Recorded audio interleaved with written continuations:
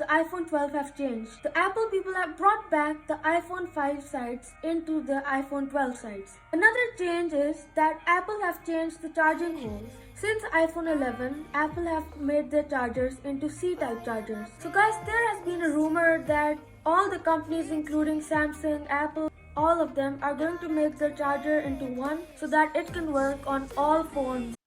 Okay guys, thank you for watching. Please subscribe, like and comment down if you have any inquiries about this phone. Explaining it, you brought back the butterfly.